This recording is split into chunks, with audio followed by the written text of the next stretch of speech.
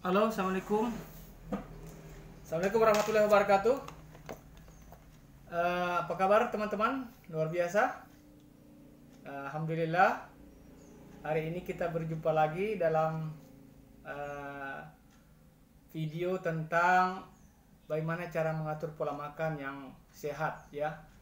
Edukasi pola makan yang sehat.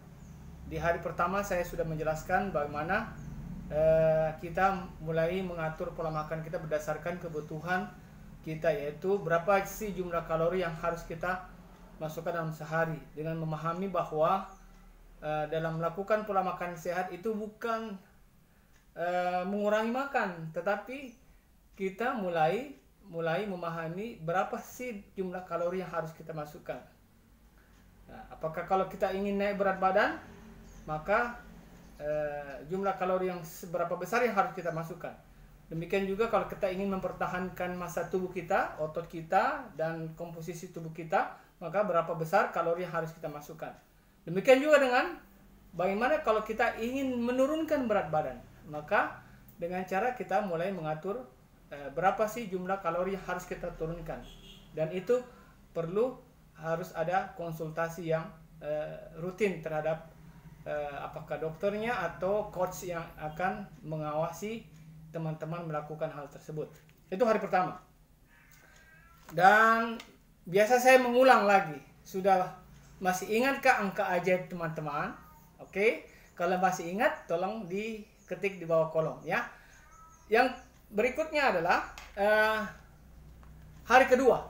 Saya akan menjelaskan tentang pentingnya cairan atau pentingnya hidrasi bagi tubuh kita. Nah, biasa bagi teman-teman yang rutin ketemu dengan saya akan bertanya tentang berapa banyak cairan yang Anda minum hari kemarin atau hari ini, ya. Nah, kali ini saya akan memberikan beberapa informasi terlebih dahulu bahwa kita semua ini membutuhkan banyak cairan, ya. Antara sekitar 40-50 cc per kilogram berat badan kita, atau setara dengan sekitar 1-2 liter air per hari, ya.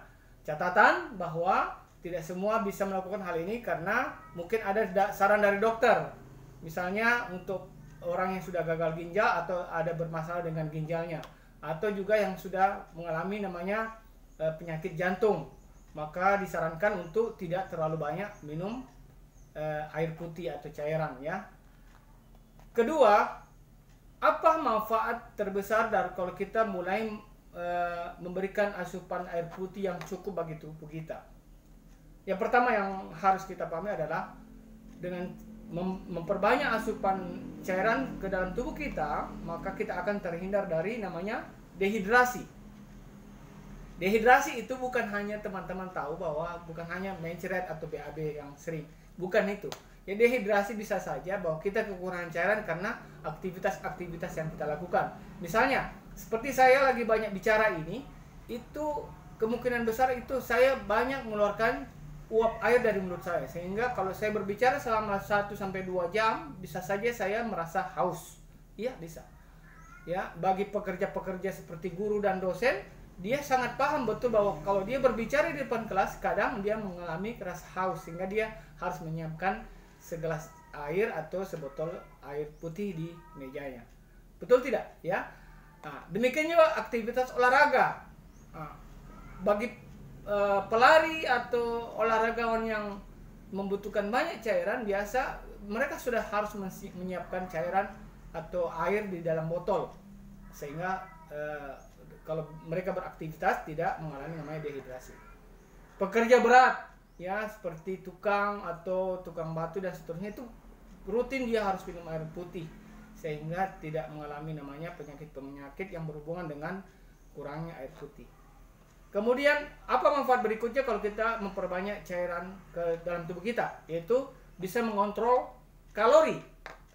Kenapa kok bisa mengontrol kalori? Ya karena dengan cara kita mendahulukan memasukkan cairan ke dalam tubuh kita, maka tidak ada dorongan untuk ingin untuk cari cemilan kah atau makanan yang berlebih, sehingga efeknya adalah kita mulai terkontrol dalam asupan kalori tubuh ke dalam tubuh kita. Kemudian yang berikutnya adalah membantu pencernaan dalam proses buang air besar dan yang lebih lancar. Nah, ini penting sekali karena cairan yang kita masukkan dalam tubuh kita itu memberi efek kepada pencernaan kita untuk lebih lancar dalam melakukan proses-proses sekresi, ya. Dan apa efeknya kalau kita kekurangan cairan? Yang pertama adalah kita akan mengalami kram di tangan, di ujung kaki, ya. Apalagi habis bangun tidur, itu biasa orang yang kurang minum air putih akan mengalami hal-hal tersebut sehingga dia merasa kebas atau kram. Itu efek bisa jadi adalah karena dia kekurangan cairan tubuh. Yang kedua, kalau dia kekurangan cairan tubuh adalah dia mengalami keletihan otot. Sering kita mendengar orang baru dia mengangkat beberapa benda saja, memindahkan, dia sudah letih, capek. Itu bisa jadi indikasinya bahwa dia mengalami kekurangan cairan. Bisa jadi. Belum berhitung kalau dia olahraga misalnya, ya. Orang yang tidak terbiasa minum air putih kemudian dia berolahraga, tunggu saja dia akan mengalami keletihan otot. Kemudian susah air besar. Susah buang air besar. Itu sudah saya jelaskan tadi bahwa kalau kita buang air besar tidak lancar, bisa jadi bahwa orang tersebut mengalami kekurangan cairan. Yang terakhir, orang yang kekurangan cairan mengalami kulitnya kering, indikasinya kulitnya kering. Ya, dulu saya sebelum melakukan gaya hidup sehat seperti ini, saya menggores saja begini, kentara sekali bahwa ada catatan. Sekarang alhamdulillah dengan saya sudah mengatur pola makan, termasuk mencukupkan kebutuhan air putih dalam tubuh saya tidak lagi gampang. Akhirnya kulit saya semakin bagus, kelembabannya bagus dan terjaga. Ya, oke teman-teman, saya ingin menyampaikan informasi berikutnya bahwa begini. Tubuh kita ini, ya, itu terdiri dari 60% air. Jadi air adalah salah satu komponen. Jadi komponen tubuh kita ada beberapa, misalnya komponen tulang, otot, lemak, darah, dan termasuk cairan. Ya, cairan dalam tubuh adalah salah satu komponen dalam tubuh kita. Kita ini, manusia ini, 60% adalah cairan. Otak kita, ya, lambat loading, orang mengatakan begitu. Kalau kita kekurangan cairan, kadang lupa di mana taruh kunci, di mana taruh ballpoint, taruh benda yang kita ingin cari, kita lupa. Itu adalah bisa jadi adalah salah satu indikasinya bahwa kita kekurangan cairan. Ya. Kemudian apalagi darah kita itu adalah cairan. Jadi kalau kita sering mengalami kram-kram di tangan, itu bisa indikasi bahwa darah kita mengental karena kekurangan cairan. Ya. Kemudian air membantu membuang kotoran. Jadi tubuh kita ini penuh dengan kotoran sebenarnya. Apalagi kalau kita makan-makan yang tidak bagus, banyak mengandung pewarna, penyedap, dan seterusnya, bisa jadi bahwa tubuh kita sudah banyak kotoran dalam tubuh kita. Makanya dengan cara kita memperbanyak minum air putih, ya, bismillah. Maaf. Misalnya saya seperti tadi minum air putih, bahwa ini mencukupkan kebutuhan cairan saya untuk buang kotoran dalam tubuh saya. Oke? Kemudian kotoran yang dibuang itu akan melalui ada 3, yaitu keringat, urin, dan feses. Olehnya itu, orang yang jarang buang air kecil, itu bisa jadi dia kekurangan air putih. Dan buang air besar juga itu bisa jadi karena kekurangan cairan. Penuhilah kebutuhan cairan antara 40-50 cc per kilogram berat badan kita. Bisa meningkat sampai 60 cc kalau dia orangnya sering berolahraga, ya, sering aktif berolahraga dan banyak mengeluarkan keringat. Dia jadi butuh lebih banyak cairan. Oke?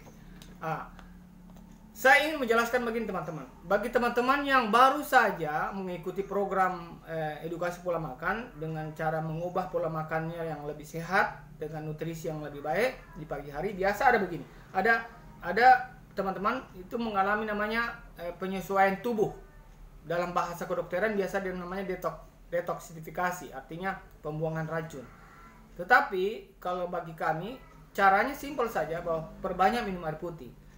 Bagi teman-teman yang ada pusing kah, atau sering buang air besar dan sering berkeringat, bisa jadi itu ada indikasi bahwa dia lagi buang kotoran atau tubuhnya mengalami penyesuaian tubuh dengan mengikuti program pola makan yang lebih sehat.